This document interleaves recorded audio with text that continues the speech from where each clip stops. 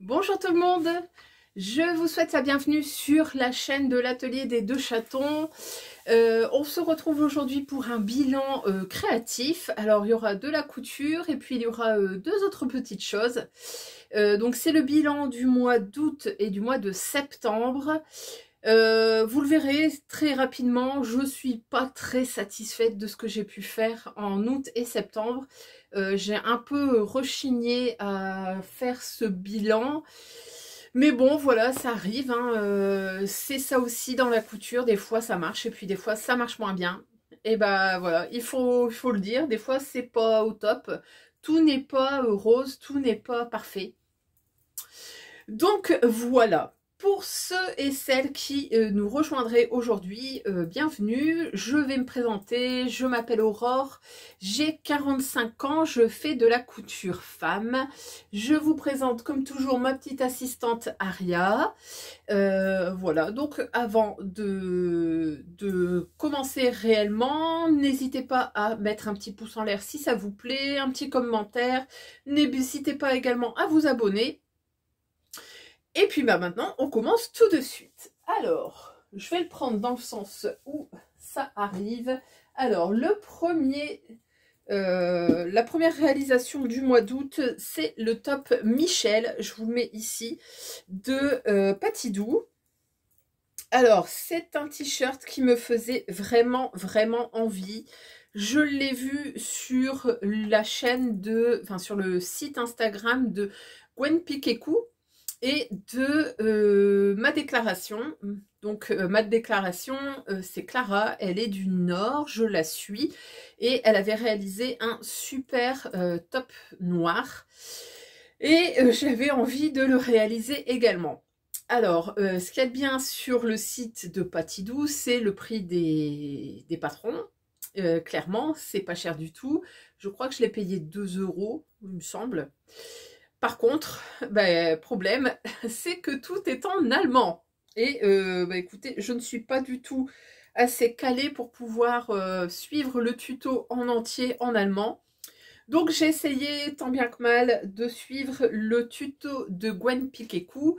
Il y a 5 vidéos. Je vous avouerai que les 4 premières, ça allait. La 5e, j'ai rien compris. Voilà. Ce qui me rassure, c'est que j'ai vu que Sonia de See You Later a eu également beaucoup de mal à le faire. Donc je pense que ce n'est pas que moi. Je l'ai fini. Maintenant, je pense que c'est pas tout à fait ça. Il tient pas tout à fait comme il devrait. Mais bon, bah écoutez, je l'ai porté quand même. Je vous mets également des petites photos portées. Donc, bon écoutez, ça passe. Alors, je l'ai réalisé. Donc, le voici. Alors, vous voyez le problème, c'est que moi, il ne tient pas ici dans le bas. Normalement, le croisé vient sur le devant. Et vous avez ici le décolleté. Alors, en plus, ça présenté, c'est pas terrible. Mais moi, il ne tient pas. Alors, je sais pas comment ça se fait. Je dois avoir loupé une couture quelque part. Pour autant, au porté, comme vous le voyez sur les photos, ça passe. Par contre, voilà, présenté, ça a l'air d'être un peu topless cette affaire. C'est vraiment dommage parce que vraiment, je le trouve vraiment très joli. Il a un petit côté rétro. Mais voilà, il y a quelque chose qui va pas. Bon, en tout cas, je l'ai réalisé dans ce jersey de viscose à petite pensée. J'avais eu 2 mètres. En allant à Bruxelles, ça vient des tissus du chien vert. C'était le tissu idéal pour pouvoir avoir ce joli drapé ici sur les épaules. Voilà. Je ne saurais pas vous expliquer en détail. Tout ce que je peux vous dire, c'est que l'assemblage, c'est relativement simple. D'assembler le devant, enfin sur les côtés, et puis d'un seul coup, vous devez plier les devants. Moi, j'arrivais pas à retrouver où était mon devant, où était mon derrière, où était ma droite, où était ma gauche. Ensuite, on vient faire un petit nœud comme ça sur le devant. Vous passez les 2 bandes, et puis après, on vient assembler. Moi, j'ai rien compris. Franchement, j'ai rien compris. Après, j'ai vu que le tuto comportait des explications, enfin si on veut, je vais essayer de vous le trouver. Alors, déjà, voilà ce que ça devrait donner. Hop. Et en fait, il y a un endroit, des explications en couleur. Sauf que moi, j'ai cette manie de tout imprimer en noir et blanc. Et en plus, je manquais d'encre quand je l'ai imprimé. Et du coup, il y a des choses qui passent. Enfin, je sais pas, il y a quelque chose qui ne va pas. Et j'ai pas vu qu'il y avait des couleurs dans le mode d'assemblage. Alors, au dessin comme ça, je me demande quand même, je pense que je dois pas avoir je dois pas avoir loupé tant que ça, parce qu'on voit ici sur le dessin, on voit qu'il y a un petit creux hein, ici entre le soutien-gorge et ce bandeau. J'ai l'impression que c'est plutôt pas si mal que ça. Bref, je sais pas. J'ai un gros doute. Donc j'essaie de vous montrer le dessin. Ouais, ici en fait vous avez des dessins et vous avez des couleurs. Et en fait moi j'ai pas vu qu'ici il y avait des couleurs. Et en fait il aurait fallu que je mette des petits repères, soit des gommettes, soit des épingles, je sais pas. Mais toujours est-il que j'ai pas tout compris. Bon, en tout cas, est-ce que je l'ai porté? Oui, tout à fait. Est-ce que je l'ai aimé? Oui, tout à fait. Donc, malgré tout, il est portable. Je vous incite quand même à aller voir les 5 vidéos sur Instagram du compte Gwen Piquécou. Regardez également il y a un bilan couture de Sonia sur You Later où elle explique comment elle a monté à peu près son patidou, hein, son Michel. Je pense que ça doit être jouable. Si ça ne vous dérange pas d'entendre parler allemand, il y a également un tuto vidéo. Pareil, je l'ai suivi, alors je l'ai démonté, remonté, redémonté. À un moment j'ai arrêté parce que le jersey s'abîmait. Les premières étapes ça va, je comprends bien. Et puis c'est toujours la dernière étape, je sais pas, il y a un truc qui va pas. Donc voilà, donc ça c'était une première cousette un peu mitigée, on va dire, mais en tout cas je l'ai portée. Dans mon idée, je voulais coudre ce t-shirt pour faire une tenue rétro avec un pantalon pont. Alors, c'est le pantalon Sailor de Gertie. Alors, je vous sors ici. Donc, voici le dessin, enfin le patron. Donc, vous voyez, c'est un vrai pantalon pont. C'est le Ginger Sailor Pants. Vous pouvez le faire en short, en 3/4 ou en pantalon. Et donc, je voulais coudre ce pantalon pont pour pouvoir le porter avec mon Michel de Patidou. Alors, je l'ai réalisé en taille 18, ce qui représente à peu près un 48-50 en France. Et clairement, il est trop grand. Donc voilà, encore un semi-échec. Je l'ai quand même, il est là. Alors, je ne sais pas ce que je vais en faire. Je me demande si je vais pas le démonter et je sais pas. J'ai un gros doute. Je vous mets quelques photos portées, vous verrez, c'est pas une réussite. Vraiment, je pense qu'il faut que je fasse au moins 2 tailles en dessous, si c'est pas 3. J'ai dû remonter les poches par rapport aux photos qui sont ici. Elles étaient beaucoup trop basses pour moi. Je les ai remontées de 3 cm à peu près. Sinon, ça me faisait un cul plat. Alors déjà, je n'ai pas beaucoup de fesses, mais en plus, ça faisait très plat. Je l'ai réalisé dans ce jean léger. Donc, c'est un tencel que j'avais eu chez Toto. Je l'avais eu à moins 50%. Donc, ça me revenait à 4,90 le mètre. Je le trouve beau. Par contre, il pue la teinture. C'est horrible, je l'ai déjà lavé 2 fois et il sent encore. Donc, bon, voilà. Sinon, au niveau du montage, j'ai suivi la vidéo de Gertie qui est disponible sur sa chaîne YouTube. C'est extrêmement bien expliqué. Tout est hyper bien détaillé, elle le coud en live. Alors c'est une vidéo en anglais, mais comme elle fait des gros plans sur ses mains, franchement ça se comprend super facilement. Je vais vous montrer ce que ça donne. Vous verrez que c'est un vrai pantalon pont. Donc vous n'avez pas de zip, vous n'avez pas de braguette à monter. Et donc un pantalon pont, c'est parce que vous avez le pont de devant, hop, et qui vient se fermer, hop, hop, hop.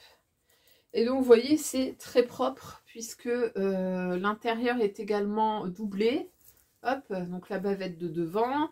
Moi j'avais tout surpiqué, j'avais fait des surpiqûres comme sur un jean. Ah, je m'étais arrachée, hein, faut pas croire. J'ai mis des gros boutons, donc ça, je pense que si je le porte pas et que je le démonte et que voilà, je le recycle, les boutons, je vais les récupérer. Ce sont des gros boutons que j'ai achetés, que j'avais eu chez Nose. C'est mon copain Stéphane qui me les avait trouvés. Et je trouve vraiment ces boutons super jolis. Et je pense que je vais, ouais, si je le porte pas, de toute façon, je vais les récupérer. J'en ai encore un peu, hein, j'en ai encore un lot, puisque c'était un lot de 50, je crois. Donc autant vous dire que j'en ai pour un petit moment.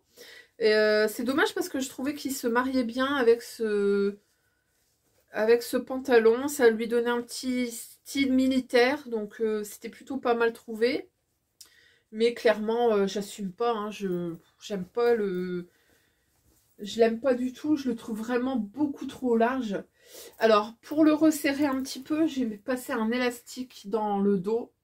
Et malgré ça, je trouve que c'est trop large. J'avais cousu une petite étiquette ici qui vient de chez Frundy Shop, donc de chez Emma. C'est écrit couturière à bord. Je trouvais que c'était mignon. Et puis, comme toujours, j'avais mis ma petite étiquette. Donc, bah écoutez, à voir ce que j'en fais. Pour le moment, je ne l'ai pas encore porté. J'ai des gros doutes sur le fait que je vais le porter. Je sais pas. Vraiment, je me tâte. J'ai bien envie de tout démonter, puis de récupérer le tissu que je peux en récupérer. Peut-être le recycler en short, je sais pas. Mais en tout cas, encore une fois, c'est pas une super réussite. Vous le verrez hein, sur les photos, c'est pas très saillant, donc bon. Voilà. Ensuite, j'ai fait, pour me réconcilier un petit peu avec mes coutures, j'ai refait un pantalon qui, lui, est indétrônable, qui ne me pose aucun problème. Je le fais tous les ans, j'en fais au moins un. Et donc, j'ai refait un pantalon d'été. C'est un June des bobines pattern que j'ai fait dans ce lin coton de chez Dressenstoffen en terracotta, comme ça. Alors moi, ce que j'aime bien dans le pantalon June, c'est que c'est simple, hein, un devant, un dos. Enfin, vous avez 4 morceaux de jambes, vous avez une ceinture que vous venez plier, vous mettez un élastique et c'est parti. Voilà, je sais pas quoi vous dire d'autre sur ce pantalon June, si ce n'est que c'est un indétrônable. C'est un super classique, vous avez des jambes larges mais pas trop. Voilà, moi je le fais en taille 46, je crois, 46. Je mets un gros élastique, il est peut-être un petit peu plus large que ce qui est prévu, mais dans la coulisse ça passe facilement. Je l'ai porté pas mal de fois en fin d'été, août et début septembre. Franchement, il fait le job. Je l'ai porté d'ailleurs avec le t-shirt Michel de Patidou. Voilà, j'ai rien à dire. Ce pantalon est super simple à monter. Je sais que qu'il avait fait. Je vous mettrai, il y avait eu un tuto, il y avait eu un sioux au long qui avait été fait pendant l'été. Il y a plein de gens qui l'ont déjà réalisé. Moi, je crois que c'est le 5e. Donc, autant vous dire que ce patron, il est hyper rentable. Si vous cherchez un pantalon simple, rapide, facile, sans prise de tête, pareil, il n'y a pas de zip, donc pas de difficulté. C'est très facile pour un débutant. Donc si vous voulez faire un petit pantalon facile, simple, agréable à porter, n'hésitez pas, le June des bobines pattern, c'est clairement une valeur sûre. Voilà. Donc ça, c'était mon deuxième pantalon qui m'a réconforté suite à l'échec de celui que j'ai réalisé. Et puis bah, pour porter tout ça, j'ai réalisé un petit top. C'est le top Suzette de la Maison Victor. Alors je vais vous dire dans quel numéro il était. C'était le numéro 3 de 2020. Donc c'est ceux qui sont sortis pendant la période Covid. Alors je vais essayer de vous trouver le vlog. Hop. Donc c'est celui-ci. Voilà, donc si vous l'avez dans vos tiroirs, allez jeter un coup d'œil, il est dedans, donc c'est le top Suzette. Je vous mets ici le petit dessin technique, il est ici. Alors ça c'est pareil, c'est un petit top facile, rapide. Vous avez un devant, un dos, vous avez une petite parmenture. Les manches, c'est juste un repli. Et puis sur le devant, vous avez ce petit nœud à nouer qui fait tout son charme. Et en fait, bah, c'est même pas une pièce rapportée, c'est une pièce simple. C'est la pièce qui est comme ça, donc vous avez comme ça cette espèce de décroché. Donc franchement, super sympa. J'ai noté que le seul point peut-être un peu difficile pour un débutant, c'est de gérer la couture en rond de cette petite languette, ce petit nœud. Alors, je vous montre ma réalisation. Donc, je l'ai fait dans ce coton. Je sais pas trop ce que c'est. C'est un coton lavé, je pense. Pareil que j'avais eu chez les tissus du chien vert à Bruxelles. Donc, je l'ai réalisé comme ceci. J'ai mis, pareil, une petite étiquette hop, qui vient de chez Friendly Couture. Donc, c'est écrit vacances couture. Couture vacances, ça dépend comment vous voulez le lire. Et je trouvais que ça se prêtait bien. Donc, c'est un t-shirt un peu boxy. Voilà. Vous avez donc ces deux pans que vous allez venir nouer pour faire un petit nœud sur le devant. Le dos est comme ceci. Il est en une seule pièce. Donc, très facile. Hop. Et puis, bah, vous venez mettre ces petites manches, ces petits mancherons. Donc, c'est une bande, hein, tout simplement, qu'on vient coudre en rond et qu'on vient assembler. Donc vraiment pas de complications, c'est hyper simple. Et puis vous avez cette petite parmenture hein, là, qui est dans le dos. Hop, on la voit ici. Ma petite étiquette. Et puis la parmenture de devant. Hop. Voilà. Alors moi je l'ai thermocollé pour éviter que ça ne rebique. Il n'y a rien de pire qu'une parmenture qui n'arrête pas de se faire la malle. Donc moi j'utilise de la bande thermocollante des deux côtés et ça marche très bien. Donc voici mon petit top. Je vous mets également quelques petites photos. Je l'ai porté plusieurs fois. Je le trouve hyper agréable.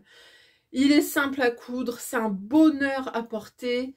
C'est le petit top pour les vacances que vous mettez dans votre valise. Franchement, l'été prochain, je vais m'en refaire, c'est sûr et certain. Et je le vois bien dans une espèce de gaze de coton, un truc comme ça un peu léger. Ça va le faire, ça va être nickel. J'ai noté que j'avais mis 30 minutes pour le coudre. Donc pas la découpe, pas le décalcage du patron, mais uniquement les coutures. J'ai mis 30 minutes. Donc autant dire que c'est hyper facile. Voilà. Et j'ai utilisé 1,15 m. Donc ça va, c'est pas gourmand non plus. Ensuite, cousu un petit accessoire que voici. Donc c'est une petite trousse que j'ai réalisée dans les chutes de mon pantalon. Voilà. C'est la trousse chat qui est... Alors, je suis désolée, mais j'ai déjà fait une tâche. C'est la trousse chat. Vous trouvez le patron sur le blog de l'usine à bulles. C'est un petit tuto hyper facile. Si vous voulez coudre une petite trousse rapide, facile, c'est le petit patron idéal. J'ai mis une petite pression, je lui ai fait des moustaches et je lui ai fait des yeux. À l'intérieur, c'est pareil, c'est du recyclage. C'est un tissu de coton que j'avais utilisé. J'avais fait une chemise pour mon frère. Et voici ce que ça donne de dos. Donc ça, c'est la petite trousse que je balade dans mon sac à main. Et dans lequel j'ai mis tout mon bordel pour aller travailler. Pardon si je dis des gros mots. Donc voilà, j'ai des petits... J'ai un petit nécessaire de couture. J'ai du fil à dents. J'ai un miroir. J'ai quoi?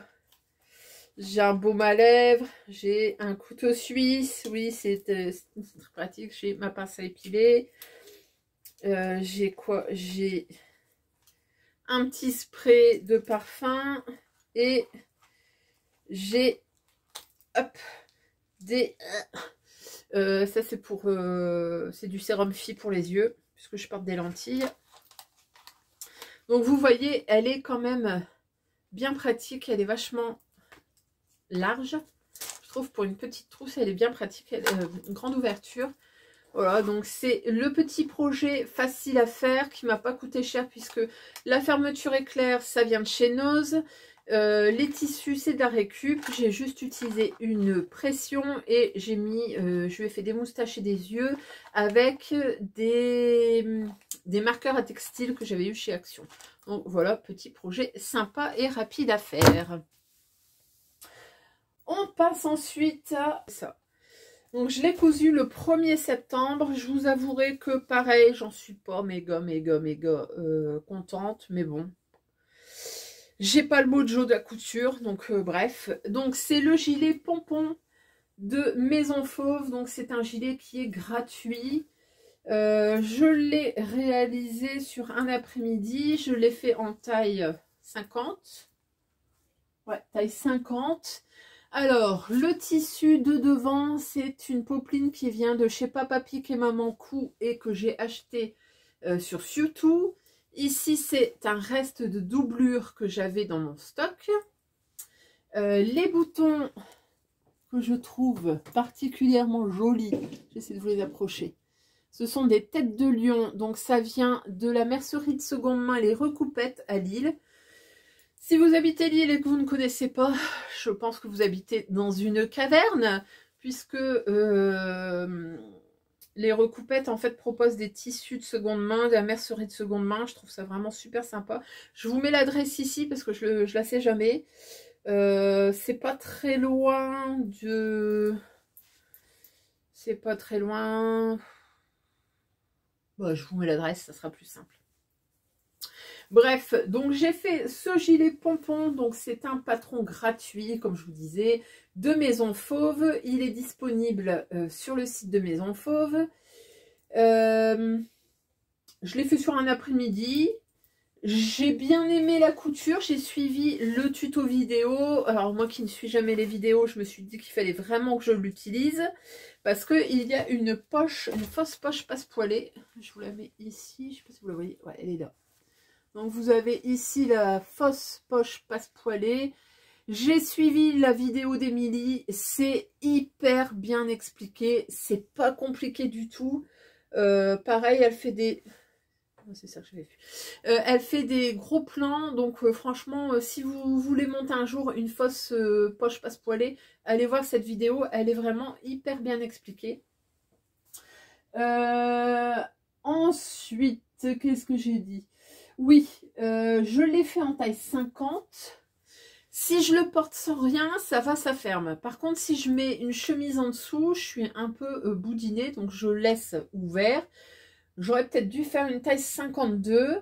Et je pense que j'aurais dû rallonger mes pièces d'à peu près 10 cm parce qu'on voit que ça tombe pas vraiment sur ma taille naturelle. Moi, je suis grande, donc je pense que j'aurais dû rallonger un petit peu les pièces. Mais bon, pour autant, ça se porte. Derrière, vous avez une martingale ici avec un anneau. Donc ça, c'est un anneau que j'avais dans mon stock. Le seul petit bémol de ce patron, c'est que moi, je me suis retrouvée avec de l'embu dans le dos, en bas. Je ne sais pas d'où ça vient. J'ai pas compris. Donc, J'ai fait des plis, j'ai essayé de faire comme je pouvais, mais je ne sais pas du tout d'où ça vient. Après, je vous avoue que j'ai toujours un peu ce problème. Quand je monte des vestes ou des manteaux, j'ai toujours un petit problème dans le bas. Je ne sais pas m'expliquer. Donc, si vous avez une idée, n'hésitez pas à me le dire.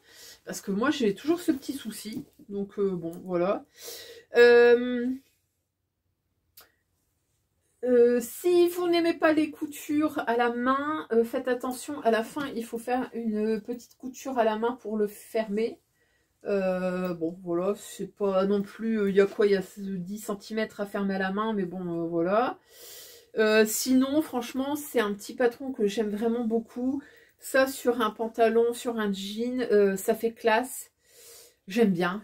Quand j'étais ado, je portais tout le temps des gilets de barman comme ça. Pourquoi, je ne sais pas, mais en tout cas, je l'aime bien. J'aime bien les couleurs en plus, ce ocre comme ça un peu automnal. J'avais pas beaucoup de cette popeline, j'avais 1 mètre, il m'en reste encore, donc vraiment, il n'est pas gourmand du tout. Je suis désolée, je vois que c'est hyper froissé, j'aurais pu le repasser quand même, cette honte. Et puis, bah, j'aime bien la doublure comme ça en rose. Il n'y a que moi qui le sais, hein, mais je l'aime bien.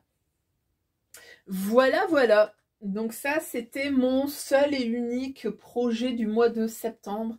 Comme vous voyez, j'ai pas beaucoup cousu. Je vous avoue que j'avais pas trop le mojo de la couture. Pour tout vous dire, j'étais en attente d'une réponse pour travailler plus près de chez moi. Ça s'est fait un peu à l'arrache, ça s'est fait un peu de manière un peu bizarre. Mais pour autant, alléluia, je me rapproche enfin de mon domicile.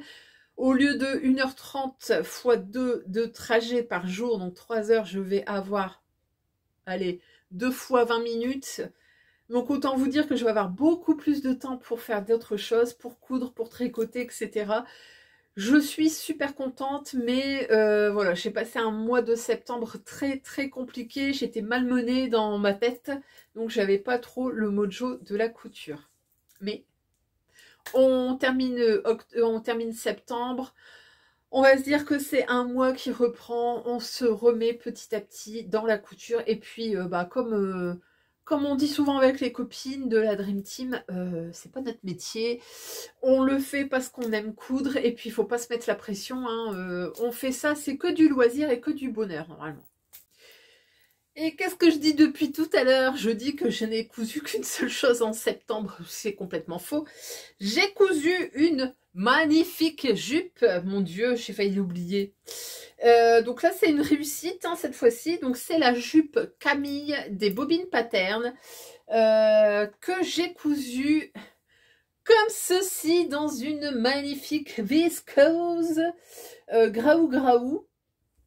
Je vous mets des petites photos portées. Je pense que ça sera plus parlant parce qu'elle est très longue. Donc ce tissu vient de la dernière vente privée de Vami Tissu Addict. Je ne sais plus comment s'appelait ce tissu. Pareil, je vous mettrai également le nom du tissu, je me souviens plus. Je sais que c'est une viscose. J'ai pris un autre tissu, j'ai pris un sergé bleu et je pense que je vais refaire le pantalon de tout à l'heure, le Sailor Pants, mais de taille en dessous. Voilà. Donc j'ai fait cette jolie jupe. Alors je vous avoue que cette jupe là, je l'ai cherchée pendant tout l'été. J'avais un peu la flemme, je voulais me faire je voulais trouver une jupe graou. Chez Promode, il y en avait plein, il y avait plein de choses graou, mais je ne trouvais pas celle que je voulais. J'en voulais une longue et je trouvais pas. Donc bah écoutez, je l'ai faite moi-même. Donc Camille, c'est une jupe toute simple, mais qui vient s'ouvrir ici avec une patte de boutonnage. Donc elle va du haut en bas. Hop, j'ai mis des boutons assez discrets comme ceci. Donc ce sont des boutons, je sais pas si c'est de la corne ou du plastique. À mon avis c'est du plastique. Pareil, c'est un lot que j'avais eu chez Noz. Je sais plus combien j'en avais.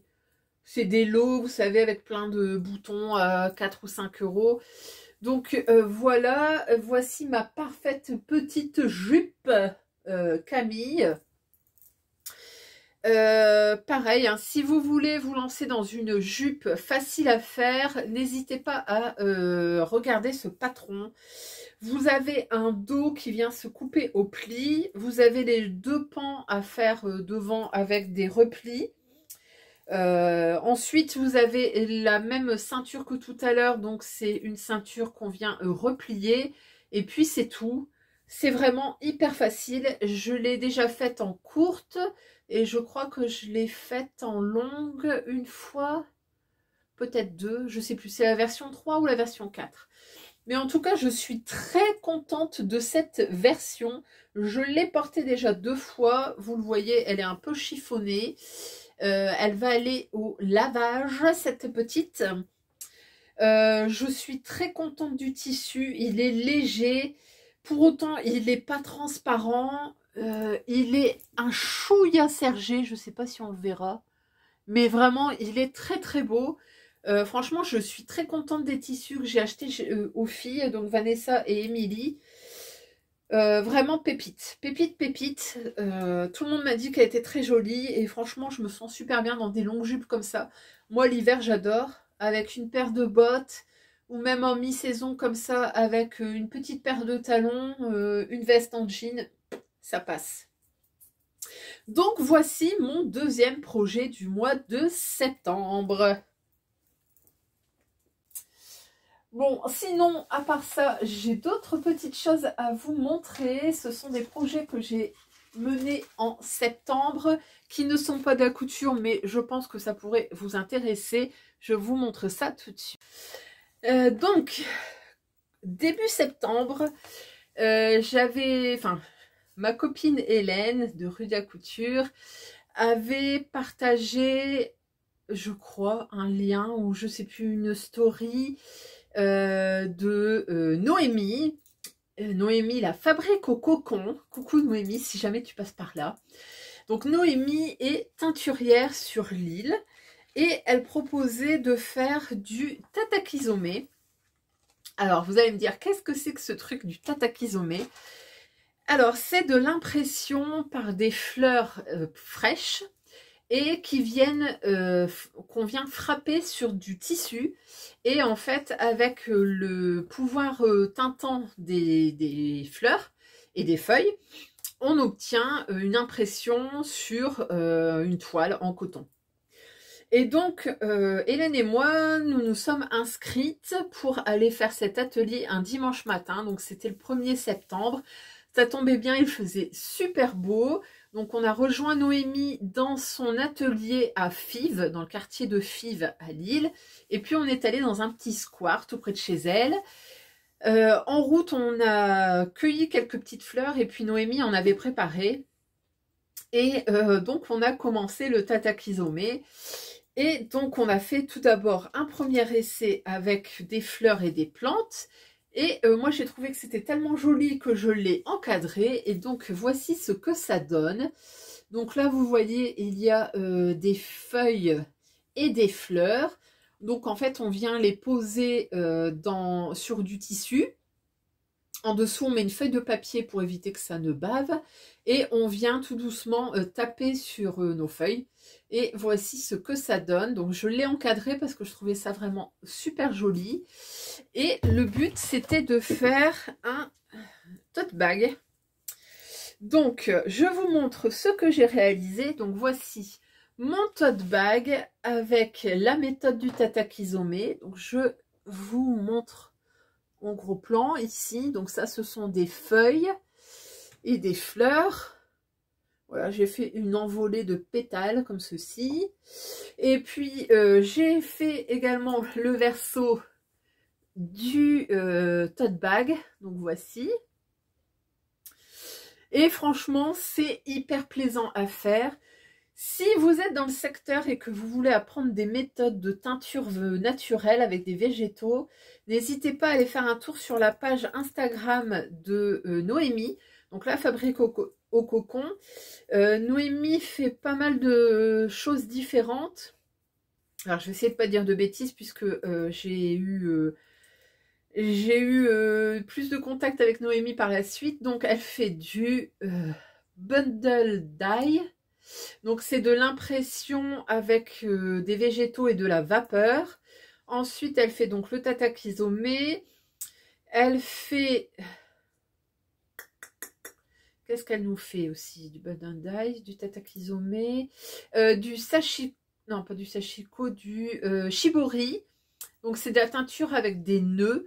C'est un peu ce qu'on faisait quand on était ado avec du Javel, mais dans l'autre sens en fait. On vient teindre et non pas décolorer. Et donc elle fait ça dans son atelier à Lille. Et puis elle organise également des journées où vous allez faire une petite cueillette. Elle vous apprend les plantes teinturières et teinturales, je crois, on en dit, je sais plus. Et vous apprenez en fait ces différentes méthodes.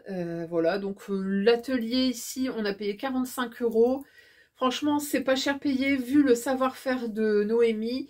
On a pris vraiment énormément de plaisir. En tout cas, moi, j'ai adoré. Tant et si bien que je lui ai proposé, dans le cadre d'un projet participatif avec ma commune, de tenter de mettre ça en place près de chez moi. Donc, on va voir si ça fonctionne. Mais en tout cas, moi, j'ai vraiment beaucoup aimé. Et puis, ce samedi dernier, donc le 21 septembre, là, j'ai participé à un autre atelier qui n'a rien à voir, mais qui est quand même un atelier créatif. Je suis allée chez Paulette à Villeneuve-d'Ascq. Pareil, je vous mets l'adresse ici. Donc, c'est dans le vieux Ascq. Et Paulette, c'est un lieu où vous pouvez tester plein de nouvelles choses. Donc, il y a de la poterie, de la céramique, il y a de la couture. Qu'est-ce qu'il y a d'autre? Il y a de la... Il y a de la jasmonite, pardon, j'étais en train de bugger alors que moi j'en fais moi-même. Bref, il y a plein de petites choses. Et là, il y avait un atelier découverte de la pâte Fimo pour créer ses propres boucles d'oreilles. Donc, c'est animé par Léa de Couleur Cœur, donc couleur au pluriel et cœur.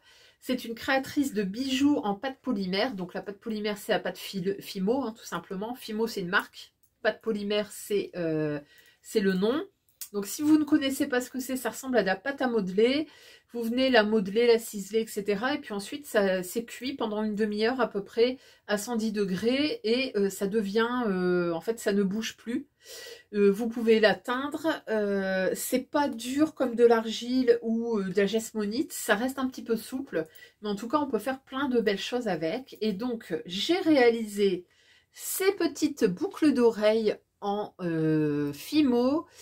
Donc, c'est de la pâte blanche sur laquelle je suis venue étaler et découper des petits morceaux de pâte d'autres couleurs. Donc, il y a du bleu, il y a du rose, il y a du vert.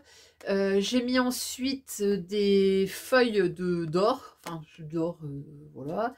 Et puis, donc, une fois qu'on a découpé ça, avec Léa, on le met au four et puis pendant ce temps-là, on papote, on boit un petit café puisque c'est compris dedans. Et puis une fois que c'est cuit, on vient monter ça en boucle d'oreille. Et puis voilà. Et puis Léa vous offre le petit, la petite languette là comme ça avec son nom. On a eu un petit autocollant également. Et donc Léa fait elle-même ses propres boucles d'oreilles et j'ai trouvé ça super génial. Elle est très douce, très gentille. Elle propose ça avec son amoureux, donc Thomas. Et franchement, c'était une super découverte. Moi, je ne connaissais pas du tout, enfin, je connaissais la pâte Fimo comme ça, je ne l'avais jamais travaillée. Et franchement, ça a été un régal de découvrir cette matière. J'ai acheté du matériel pour pouvoir m'y mettre et me faire moi-même quelques petits bijoux. Donc voilà, donc si ça vous dit de tenter un jour de faire des boucles d'oreilles en pâte polymère, n'hésitez pas. Donc couleur cœur, c'est Léa et elle fait des ateliers comme ça à domicile du moment que vous êtes un certain nombre. Elle l'anime, elle ramène tout le matériel et ça se passe aussi chez Paulette de temps en temps. Mais dis donc. Donc là, c'était la première fois, mais elle m'a dit qu'elle allait en refaire également. Et puis, bah pareil, comme j'étais emballée par ce que j'ai fait, Ah, il y a le chat qui va sauter. Non. Je lui ai proposé également, toujours dans le cadre de ce budget participatif de la commune, d'essayer de mettre ça en place sur Liévin. Donc on va voir si ça fonctionne ou pas, mais en tout cas, moi c'était un réel plaisir et une belle découverte que cette création de bijoux en pâte polymère. Voilà. Et ben écoutez, on a fait le tour, donc vous avez vu, hein, pas beaucoup de couture, des semi-réussites ou des semi-déceptions selon qu'on voit le verre à moitié plein ou à moitié vide. Mais bon, bah voilà, ça arrive, hein, il y a des moments où ça ne va pas, et il y a des moments où bah, ça va mieux, tout simplement. Mais en tout cas, j'ai découvert deux super techniques, deux super créatrices et artisanes, et ça c'est super génial. J'espère que ça vous aura plu, même si on n'a pas parlé que de couture. Je vous souhaite un joli mois d'octobre. Je vous souhaite plein de belles coutures et plein de découvertes créatives. Je vous fais de gros bisous et on se retrouve très vite sur la chaîne. À bientôt. Salut, salut.